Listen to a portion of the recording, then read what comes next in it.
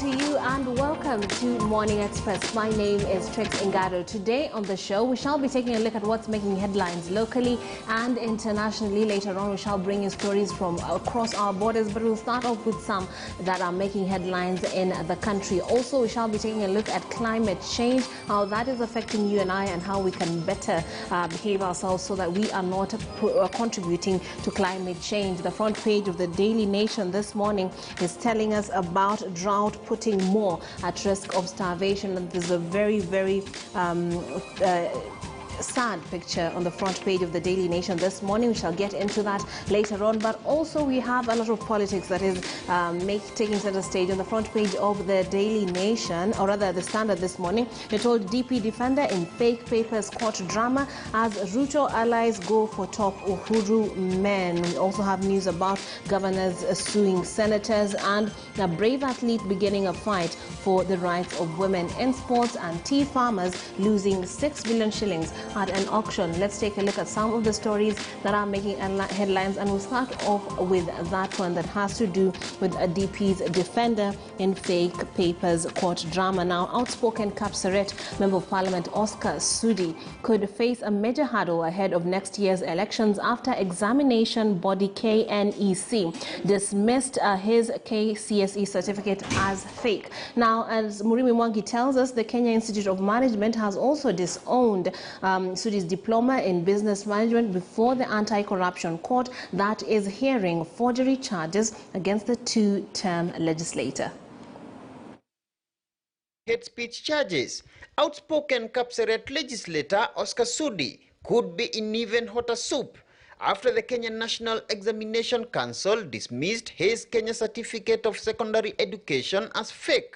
Next Secretary Nabiki Kashu on Tuesday told Chief Magistrate Felix Kombo that there were no records to show Sudi sat his KCSE examinations at Highway Secondary School, as indicated in the document in question. Kashu told the court that the code on Sudi's suspect certificate was not from the said Highway Secondary School but belonged to a different student who sat his exams at Parklands Secondary School. Whatever information that you've given. And Sudi's troubles intensified on Wednesday after the Kenya Institute of Management also disowned Sudi's diploma in business management. Former head of examinations at the Kenya Institute of Management, John Maseshe, told the court that the serial number on the said certificate indicated it belonged to a different graduate. Correct. Maseshe told the court that the institution's database does not have records of Sudi's admission or attendance of classes. According to the charges, the MP forged a diploma certificate in business management, purporting that it was issued by the Kenya Institute of Management, a Kenya Certificate of Secondary Education, and school leaving certificate from Highway High School. He is further accused of uttering false documents, where the prosecution claimed that he presented the forged certificates to the EACC and the IEBC officials, while purporting that they were genuine. Sudi has been cleared by IEBC and elected twice to Parliament in 2013 and 2017. Part of the commission's mandate is to seek authenticity of academic credentials from relevant agencies. The court has so far heard 17 witnesses in a case that now threatens to dent Sudi's political career and mount serious roadblocks to his 2022 comeback. Muremi Mwangi, KTN News. On Independent Electoral and Boundaries Commission Chairman Wafula Chebukati had a rough time attempting to convince members of parliament why the electoral body needs additional funds to conduct the 2022 polls. Chebukati says with the current deficit of 4.6 billion shillings, IEBC might not be able to smoothly conduct the elections. The Parliamentary Committee on a Budget Allocation, which was grilling Chebukati and his top officers, took him to task over huge expenses, citing procurement of ballot papers as one of the most expensive in the world. Tobias Chanji reports. Wednesday's session was scheduled to start at 10:15 in the morning, but this did not take off due to absence of Chebukati. IEBC commissioners with their acting CEO, Marjani Hussein, were turned away for not being accompanied with their chair Wafula Chebukati. Chebukati was forced to catch an immediate flight to Mombasa for the session, had a rough time explaining to the MPs committee why he needs additional funding for elections scheduled for next year. According to Chebukati, they are running with a deficit of 4.6 billion shillings. In the last 3 years, we've been asking for money to refurbish the technology we have. We never received anything until this financial year. And so the commission then we are finding ourselves in a place where we, of course, have to reuse the technology we have, buy a few more kits to replace the ones which are damaged, and all in accordance with the law which is laid down in the Elections Act. On the ongoing mass voter registration exercise, IEBC says it received only 2.1 billion shillings against 2.4 billion that they had initially demanded. And this is the reason the polls body says the registration exercise won't be extended. Voter listing is scheduled to end on 30th October. We talk of cost of election. This cost which has been put here, it is mainly activity-based. And I think that's what the CEO is going through. Each activity has a cost. And also each of them is legislated. The Parliamentary Committee on Budget Allocation, however, through its chairperson Kanini Kega, was not convinced. For a ballot paper, I don't know whether you have already procured the ballot papers. One single ballot paper, in Kenya, costs about 35 Kenyan shillings. But in our neighboring countries, like Uganda, Tanzania, and the rest of the countries, they spend about 20 shillings per ballot paper.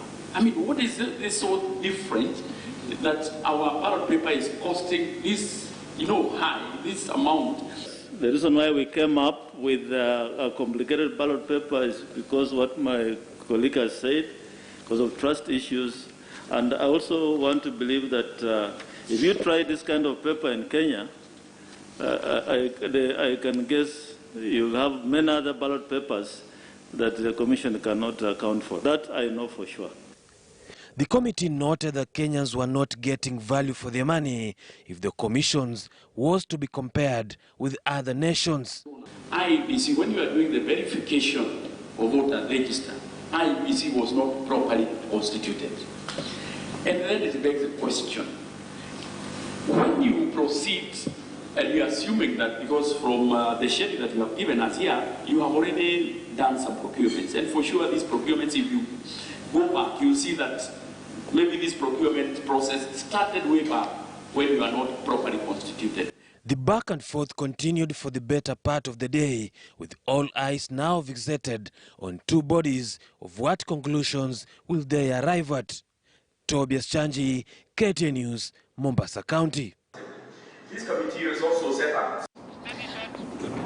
All right, moving on. Interior Principal Secretary Dr. Karanja Kibisho is accusing politicians of who spoke during a symposium organized by the National Cohesion and Integration Commission, says such individuals who are fueling conflict are a threat to peace in the country. His sentiments come a few days after Interior CS Fred Matiang'i said they are exploring possibilities of having inciters barred from contesting in the 2022 polls, as Jeff Kirui now reports.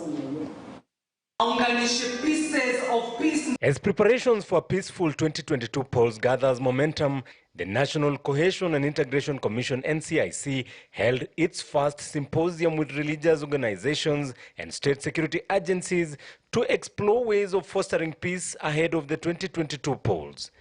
Interior Principal Secretary Dr. Karanja Kibisho apportioned blame on some politicians who were accused of creating divisions for their selfish needs. We have spoken and urged the politicians to know that we don't have any other country, to know that it is out of the action that this country can burn. It is out of the action that they can choose to keep peace in this country. NCIC now wants political party leaders to sign a charter that will see them held responsible for their members' misdeeds. The leaders of the registered political parties to sign a charter on political decency and accountability and commit themselves to call their own members to order so that no political party will tolerate members of their political party involved in hate speech, in incitement to violence, or creating the conditions for conflicts. We strongly encourage all political parties to sign and respect electoral code of conduct elaborated by the IEBC, the political decency charter by the NCIC, and to participate in a constructive and peaceful manner in the entire electoral process, including after the election. On Monday, Interior Cabinet Secretary Dr. Fred Matiang'i revealed that some politicians are on the government's radar over political incitement. We will petition the IEBC to disqualify some of these people from contesting electoral offices, and we promised this morning that in the event that we have to do that, we will present credible and accurate information to the IEBC, as it were. The symposium is one of a series of engagements aimed at fostering peace before and after the 2022 polls. Jeff Kirui, KTN News. All right, now a section of UDA party members are demanding the immediate resignation of Interior Cabinet Secretary Dr. Fred Matiang'i and his information counterpart Joe Mucheru on grounds that they are partisan and cannot be trusted to oversee crucial state agencies taking part in the 2022 elections. The leaders feel that their interests will be compromised because the two CSs have openly decided with one side, openly sided with one side of the competing political camps.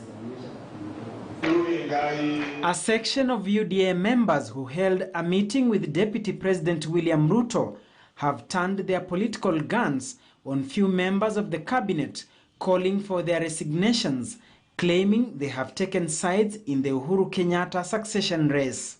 Matiang'i, Mucheru, Wamalwa, and the other cabinet secretaries. You must decide whether you are going to serve the Kenyan people and prepare our next general elections together with IEBC in a non-partisan manner, or you are going to be agents and mobilizers of ODM and the opposition. The MPs seemingly reacting to Monday's IEBC meeting with key stakeholders on 2022 election preparations, where the government gave a stern warning on troublemakers. We need to emphasize to our leaders that they will take personal responsibility for some of the actions that they get their supporters to be involved in. There is no way the ICT minister, who we believe will be giving technical advice and the technical help to IEBC, should be going out there declaring their support to one of our competitors. It is also unacceptable for the person in charge of the entire police force in Kenya, the Minister for the Interior, and his defense counterpart to purport and to be seen as partisan at this critical time. They do not have the competence to superintend elections this year because they are partisan. We want to tell the two ministers, step aside. Chebukati must tell the president that the people of Kenya cannot be comfortable and they cannot accept an election that is being managed by people who are clearly partisan. However, the mentioned CSs say they are president's appointees who execute assigned duties by the head of state and government.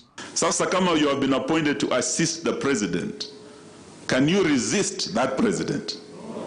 Akisema yeye, under Article 131 of our Constitution, is a symbol of national unity. Lakini pia jukumu lake kubwa is to promote and to ensure national unity. So akisema handshake yake na Raila italeta amani, ilete maendeleo, sisi na ndugu Fred, ndugu Mutahi Kagwe hapa, kama watu wake wa mkono, tunaunga mkono. Nataka sasa muonyeshe kwa mkono kama mmeniambia mimi nikae mahali mzee yako na president. Bas.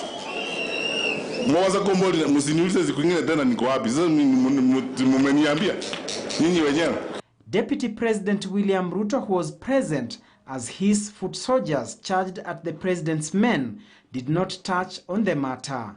Duncan Hemba, KTN News. Meanwhile, a political storm is slowly building in the United Democratic Alliance party, pitting incumbents and aspirants eyeing the same party tickets ahead of the 2022 general election. Although the party has promised to conduct free, fair and credible nominations next year, there is fear among aspirants that they may be locked out of the process in favor of Deputy President William Ruto's political allies. Our senior political affairs reporter Chris Thairu samples some of the perceived battlegrounds in the party's nomination exercise that might just make or break the party that the deputy president intends to use to seek his presidency. Such are the ugly and chaotic scenes witnessed during party nominations ahead of a general election. Supporters of the incumbents and other aspirants jostling for the same party tickets, lamenting over perceived irregularities in nomination exercise. That season is here again. UDA! And we focus on the United Democratic Party, UDA, which is expected to hold its nominations by February next year. Some of the political seats that are expected to be hotly contested include the Kirinyaga gubernatorial seat. The UDA ticket will be pitting the new UDA entrant and incumbent governor, Anne Waiguru, and her rival, the current women rep, Purity Ingirishi, who wants to unseat her. Na wote wametuambia kuwa chama ni UDA na form ni na mpango ni bottom up.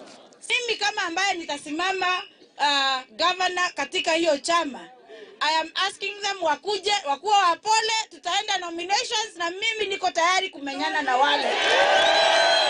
In Kajiado County, the grueling fight for the UDA gubernatorial ticket will be between Kajiado South MP Kato Olemetito, a close ally of Deputy President, and the new entrant in UDA, Kajiado East MP Peris Tobiko. A similar political contest will also be expected in Narok County, pitting Labour CAS Patrick Ntutu and the county's women rep Soipan Oletuya. Both are seeking to succeed Governor Samuel Tunai on a UDA ticket. Things will not be any different in Nandi County, where the current Senator Samson Cherargei will be seeking to unseat Governor Stephen Sang. Both are close allies of DP Ruto. In Uasin Gishu County, Soy MP Caleb Kosiatani, former Nairobi County Executive Committee Chair Veska Kangogo, and Gerald Bitok will be fighting to get the UDA gubernatorial ticket to succeed Governor Mandago. You can never build a serious national party if there are shortcuts, if the voice of the people does not count, if you do not have democratic nominations, you can never build a party.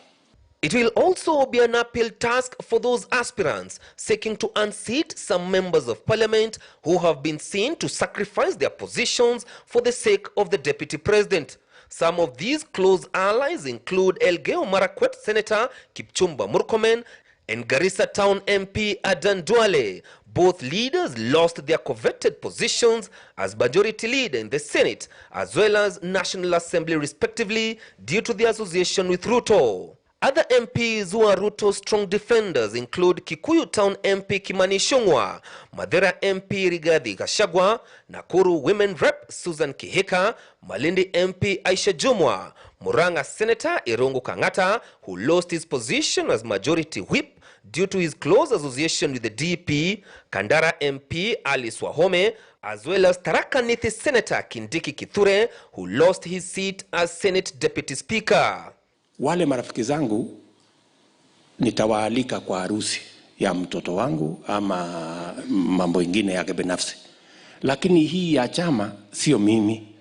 Ni wananchi wanaamua. So ukikosa usinilaumu ati mbona mimi nilikosa na Ruto ni rafiki yangu. The current fear is that the sitting members of parliament are serving as constituency and ward coordinators, positions they may use to influence favorable outcome during nominations. Chris Dairu, KTN News. Okay, now it's time to take a look at some of the papers and what's being put on the front pages as the top event or a political story of the day. We are starting with the Standard this morning. It tells us Ruto allies go for top Uhuru men. It further says DP supporters say Fred Matiang'i and Mucheru are openly supporting ODM leader Raila Odinga, yet they hold sensitive dockets that might influence the general election that is upcoming. And if the president, and this is what Rigathi Gachagua has said, Madera Member of Parliament, and if the president, for whatever reason, requires these two ministers to be in his government, then he can move them to other dockets that have nothing to do with the upcoming election. Now, also we're having the Oscar Sudi story on the front page of the Standard this morning. We're told DP defender in fake papers court drama. Sudi has always described DP's rivals as a fake, but yesterday a court was told that his KCPE, or rather KCSE and diploma certificate presented to the IEBC in 2013 were fake. Now, the Daily Nation this morning is leading with Uhuru Raila delay Nairobi campaigns. As politicians take positions in preparation for the next year's general election, the capital city, usually the epicenter of Kenya's politics, is uncharacteristically quiet. It has everything to do with the planned coalition between the president and former prime minister, which is expected to culminate in horse trading. That is their top story this morning, amongst other issues including drought putting more at risk of starvation. Now, joining me this morning to take a look at these and other stories that are making headlines this morning is Kariuki Ngunjiri, who's a political analyst. We also have Sargon Jematia, who's a Yala Member of Parliament, as well as Arnold Maliba, the Executive Director, Open Future Hub. Thank you so much, gentlemen and lady, for joining us this morning. Okay, let's start off with what's making headlines on the front page of the Standard this morning. The situation with the CSs that are deemed to be partisan. Mr. Ngunjiri, what do you make of that? And are these concerns from the DP's supporters valid? Yes, first of all, I wish to first register my concerns with the same that were being said yesterday. And my argument comes from a point of history. You see, this is a general election that is going to involve and has very high stakes, and it's going to determine the future of Kenya for the next 5 years. And so, from IEBC to all these other people who shall take a critical role in that elections, at least to secure and boost public confidence, as well as guarantee the people of Kenya a peaceful and fair election, it must be that anybody who is involved in the election must not have shown a partisan side. And I think the concerns that are being raised are legitimate because this is a competition that requires the playing ground to be level for each and every player. So it concerns the supporters of the Deputy President who have seen some of these cabinet secretaries in public and openly campaigning for the opponent and sometimes even portraying their discomfort with the bottom-up economic model. We remember even the ICT Minister Joe Mucheru has castigated the wheelbarrow. So if such cabinet secretaries have shown their support for Raila Odinga and yet they will constitute the multi-agency team to be making decisions in that elections, then as a presidential candidate you have to be worried, because if as early as now, when we have not started the election, they have already expressed their dissatisfaction with your politics and they have already taken sides, then you are not guaranteed that the decisions that are going to be made toward that election are going to be fair for everybody. So IEBC has a stake in this one, and I think that the loci is in their court.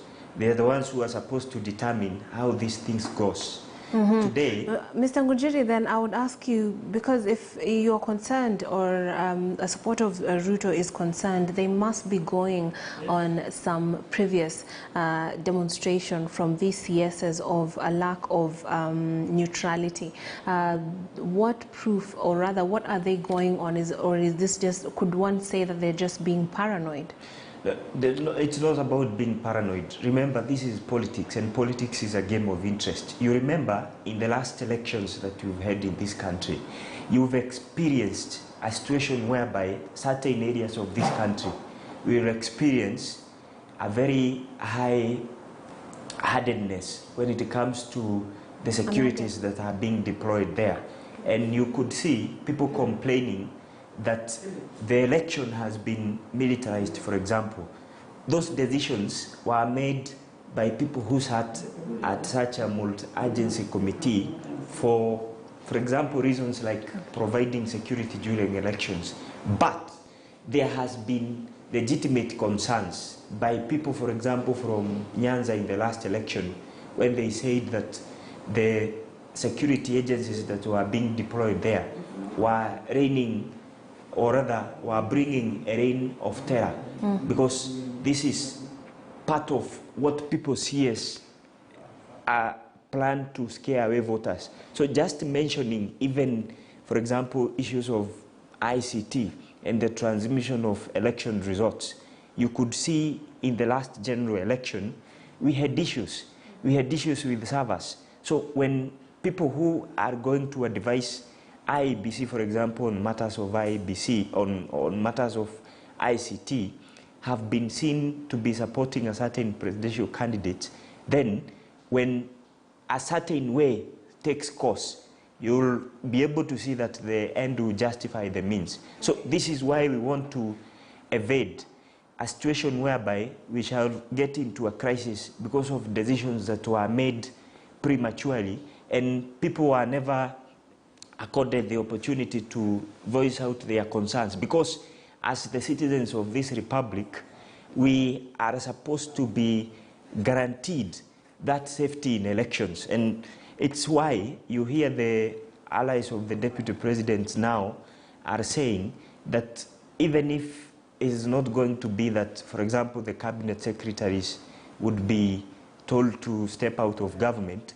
it is important for the president, who has been the lead figure in this, to also consider that part of the players and part of the team are uncomfortable with the stakeholders in this. It also knocks on the doorsteps of IEBC to also rethink, and because they are the ones who hold that legitimate power to control what happens. Comment on this. What do you make of this suggestion by Rigathi Gachagua that if the president, for whatever reason, requires the two ministers to be in his government, then he can move them to other dockets that are not so closely associated with election management?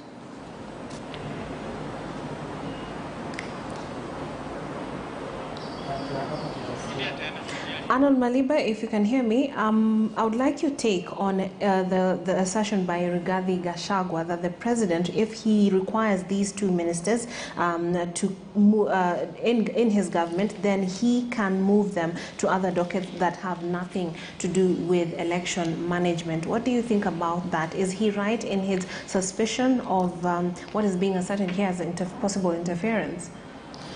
I think Rigathi Gachagua is not necessarily just talking about his suspicion, but the whole point is that we are a country of the rule of law, and as it is, if you are going to have a minister then double into politics, it goes without saying that then the law as written should apply to them. When we came up with the Constitution 2010, our whole focus or thinking around how you structure the executive was that we try and divorce the executive, especially ministers, away from politics as much as possible. That was the thinking and the wisdom behind how we structured the Constitution 2010. But then, besides that, if you look at it from a political perspective, then, you know, our politics are high stakes for a simple reason. There is a trust deficit in the way government actually has been conducting itself every time it comes to an election, especially when it's a high stakes election like this one. So, we are at a place where the CS in charge of internal security, that is the guy who controls the police, he controls, let me just say what the Swahilis will say, vyombo vya dola, the things that really make the constitution, or rather the country, stand. When you are administering state, of course, the Ministry of Interior is very, very core. So here is a minister who already is saying that he's already taken sides. How do you then trust such like a person to oversee the process of a succession, for example? He already has taken sides. And I think Rigathi Gachagua, I think in his statement, he's actually being very pragmatic. In essence, as a country of the rule of law, if the CS for Interior has already declared his position and he's now partisan, he should not only just be transferred, he should actually leave government because he wants to do politics. That is not what CSS should be doing. Secondly, you then are looking at a place where we are talking about free and fair elections. Free and fair elections, when we know that the police play a role, when we know that, for example, there would be in transmission of results, as much as it counts for nothing really, because nowadays the way we've structured our elections is that whatever gets into the system has to have been declared at the polling station and certified and agreed upon before it's transmitted. But of course, there should be worry that a minister, for example, who oversees the ICT infrastructure, the core infrastructure that will be used for transmission, for example, of results, is already picking sides and is actually clearly coming off as political. If we do not voice out those concerns now, then we have no legitimacy of raising issues after the elections or during the elections. But as it is, I think the two ministers are doubling in bad manners and they should be called out. The president should rein them in. Jamatia, what do you make of this situation with the concerns from DP supporters that the CSs are not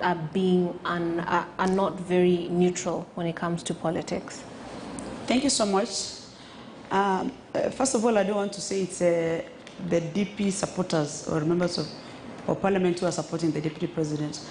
I would probably say Kenyans should be worried about the trend that is being cut out by the respected executive members of the cabinet, who are actually supposed to be beyond bar in terms of delivering and deliberating issues concerning elections, because we have been in Kenya and we are all, I've watched before how small discrepancies, especially utterances from people who are supposed to be in charge of very, dockets like Minister of Interior, for instance, and communications, they should be beyond reproach in matters elections, because if they really love this country, they should never dare by any way take sides. And it's not about the deputy president supporters or members of parliament who are supporting the deputy president. It's about everyone, because it is the same thing that is happening. that has been happening all along. And I want to pick it from the NASA team in 2017, 2013, when they used to complain about a lot of bipartisans, which is now being experienced so much in the current regime of the President Uhuru.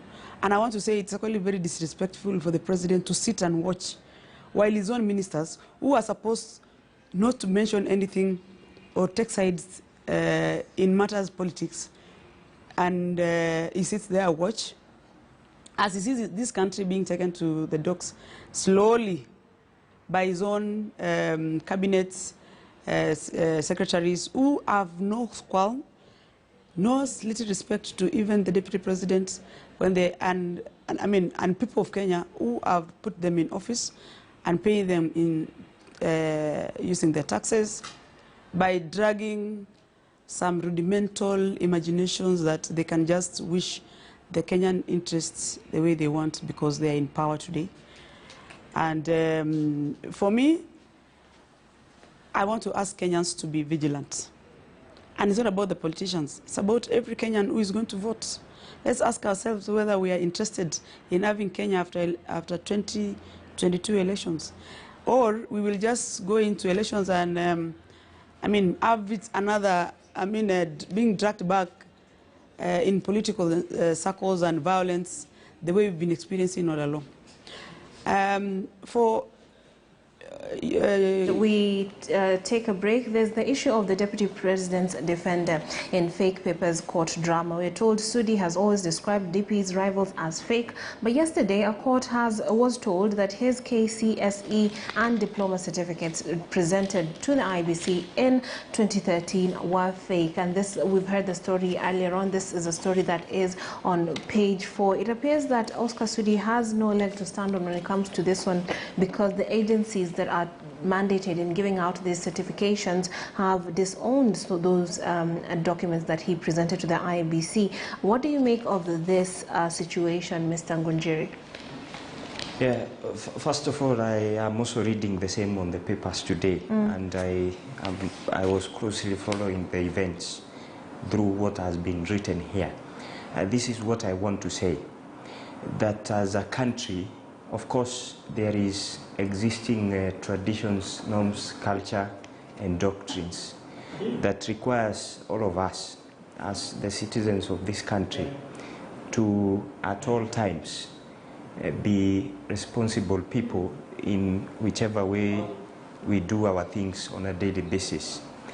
We have a debate ongoing, and just to enjoin this with what is going on the debate of whether people should be owning degree certificates for them to vie for certain positions, either in the National Assembly or in the county and at the national front. I want to say this, that in as much as when this debate started, I was one of the people who said that I support academic excellence, and I support people who go to school. As a person who has gone to school, and I agree that school shapes how we think, and it brings us into a diverse way of reasoning, and also getting a prismatic angle of approaching issues. I said that we must also agree that at times it's not the most intelligent who survive in politics or leadership. I think it is those who adopt to circumstances. And I quoted a very popular theory by Charles Darwin, ever since the days of evolution of man. I say this, for as much as we exist in a society that has different people, we cannot all be the same. And I am not aware of whatever issues are happening here, but I said in that discussion, it is important for everyone to, at all times, accept the fact that we shall always have diversity in thinking, we shall have diversity in all these other metrics. And so, in that debate, I was one of the supporters who said, let the people of Kenya sieve the people they elect. Let no institution or body seem to accumulate those illegitimate powers, that they are the ones who are going to lock people out of a political contest. And yet, in our constitution, we understand that sovereign power belongs to the people. So I said it is important for those that will be served by these elected officials to be the ones who will determine who and who will be elected into office. And that is why we will intentionally be talking about this all the time, saying that it is not for a certain class of people or a certain league of people to determine the fate of millions and thousands of Kenyans who will be voting in the next election. It is for the people themselves to decide, and they are the ones who are going to know whether they want someone who has a diploma, one who has a degree, or one who has a Form 4 certificate. So you're That decrying is upon the people. you are against the law that requires that of leaders, as opposed to what Oscar Sudi apparently did to circumnavigate the law. You see, I'm awake the reality of the Kenyan society. Okay. A very small percentage has degree papers. Yes. So that's why I'm saying that I have people who I know are leaders, but they do not necessarily possess a degree certificate. Perhaps people who left at Form 4, they performed, they can still